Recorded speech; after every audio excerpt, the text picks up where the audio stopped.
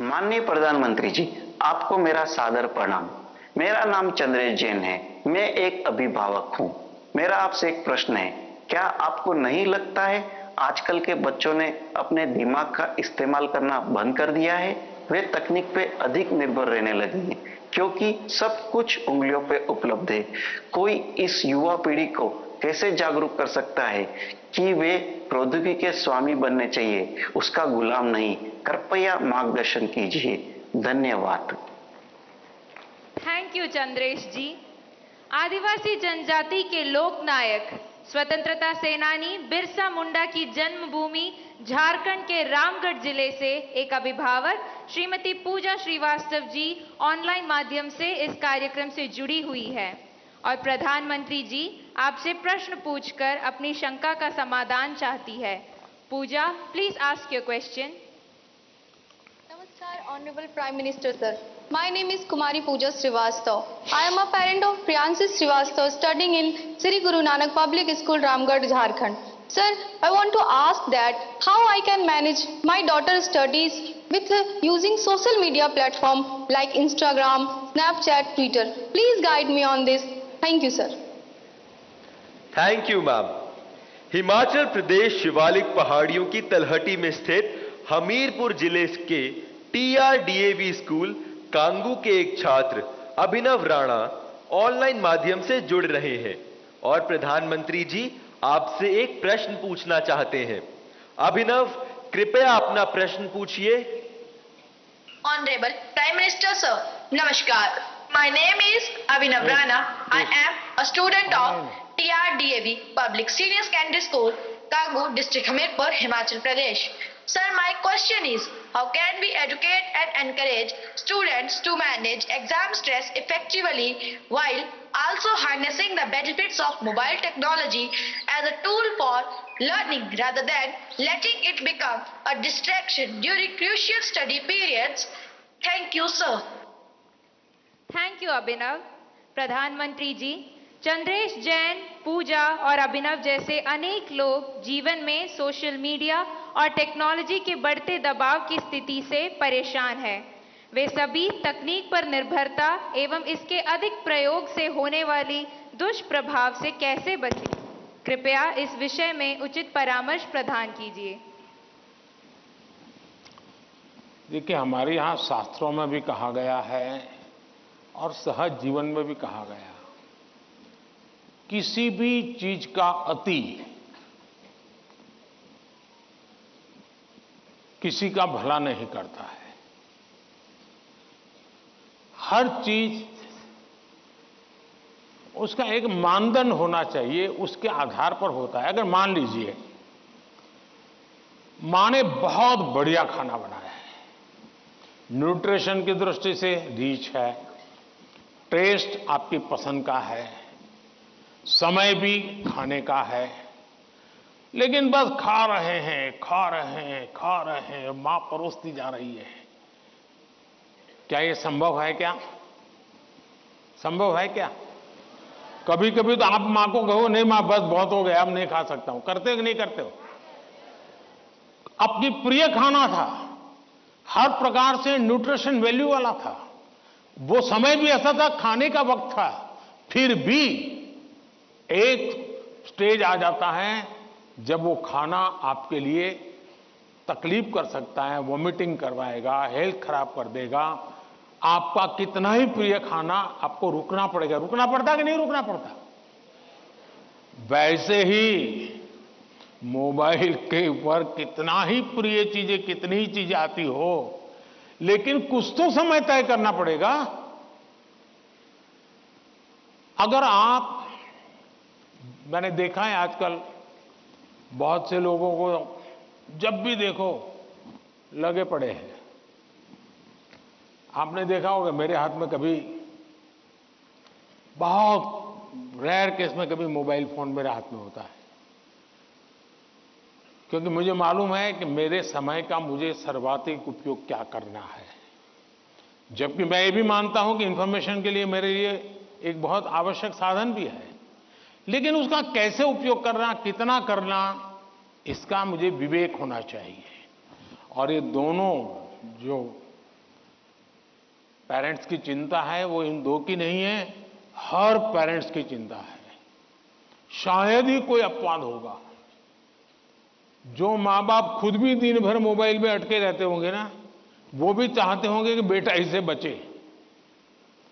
और आपने देखा होगा, सबसे बड़ी बात, आपके जीवन को बहुत कुंठित कर देता है जी। अगर आप परिवार में देखोगे तो घर के 4 लोग 4 कोने में बैठे हैं और एक दूसरे को मैसेज फॉरवर्ड करते हैं, उठ करके मोबाइल नहीं दिखाते कि देख मैंने ये आया तुम देखो। क्यों? सीक्रेसी।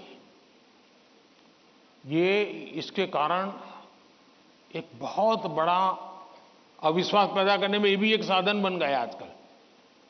अगर मां ने मोबाइल फोन को हाथ लगा दिया, बस आ गया घर में तूफान। तुम कौन होती मेरे मोबाइल को हाथ लगाने वाली? यही हो जाता है।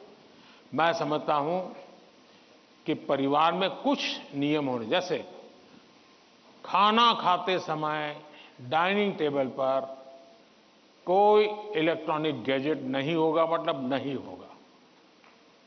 सब लोग खाना खाते समय गप्पे मारेंगे, बातें करेंगे, खाना खाएंगे। ये हम डिसिप्लिन फॉलो कर सकते हैं जी। घर के अंदर मैंने पहले भी कहा है या दोबारा कहता हूं, नो गैजेट जोन, कि भाई ये कमरे में कोई गैजेट की एंट्री नहीं, हम बैठेंगे, बातें करेंगे, गप्पे मारेंगे। परिवार के अंदर वो ऊष्मा का वातावरण उसके लिए जरूरी है। तीसरा, हम हमारे खुद के लिए भी अब टेक्नोलॉजी से हम बच नहीं सकते हैं। टेक्नोलॉजी को बोझ नहीं मानना चाहिए, टेक्नोलॉजी से दूर भागना नहीं चाहिए, लेकिन उसका सही उपयोग सीखना उतना ही अनिवार्य है।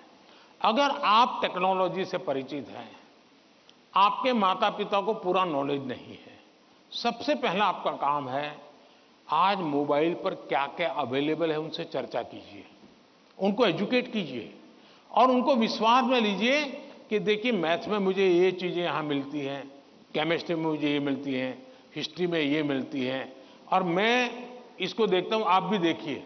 तो वो भी थोड़ी रुचि लेंगे। वरना क्या होगा, हर बार उनको लगता होगा कि मोबाइल मतलब ये दोस्तों के साथ चिपका हुआ है, मोबाइल मतलब रील देख रहा है।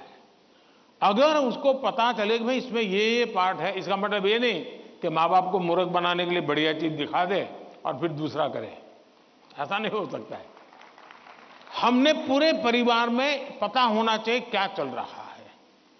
हमारे मोबाइल फोन का लॉक करने का जो नंबर होता है वो परिवार के सबको अगर पता हो तो क्या नुकसान होगा। परिवार के हर सदस्य को हर एक मोबाइल का अगर इतनी ट्रांसपेरेंसी आ जाए, आप काफी बुराइयों से बच जाएंगे, काफी बुराइयों से बच जाएंगे। कि भाई हर किसी को हर एक भले मोबाइल अलग होगा, लेकिन उसका जो कोड वर्ड है उसको मालूम है, तो ये भला हो जाएगा। दूसरा, आप भी अपना स्क्रीन टाइम को मॉनिटर करने वाले जो एप्स होते हैं उसको डाउनलोड करके रखिए। वो बताएगा कि भाई आपका स्क्रीन टाइम आज इतना हो गया, आपने यहाँ इतना टाइम गंवाया है, आपने इतना टाइम, वो आप स्क्रीन पर ही आपको मैसेज देता है, वो आपको अलर्ट देता है। जितने ज्यादा ऐसे अलर्ट के टूल्स हैं, हमने अपने गैजेट्स के साथ जोड़ के रखना चाहिए, ताकि हमें भी पता चले हाँ यार ज्यादा हो गया, अब मुझे रुकना चाहिए। कम से कम वो हमें अलर्ट करता है। एट द सेम टाइम उसकी पॉजिटिव उपयोग कैसे कर सकते हैं। अगर मान लीजिए मैं कुछ लिख रहा हूं, लेकिन मुझे एक अच्छा शब्द मिल नहीं रहा है, तो मैं डिक्शनरी की मुझे जरूरत है, मैं डिजिटल व्यवस्था का उपयोग करके उसका लाभ ले सकता हूं। मान लीजिए कि मैं कर रहा हूं और मुझे कोई अरिथमेटिक का सूत्र ध्यान नहीं आता है, चलिए मैंने डिजिटल चीज का सपोर्ट सिस्टम ले लिया, पूछ लिया उसको, क्या हुआ, फायदा होगा। लेकिन अगर मैं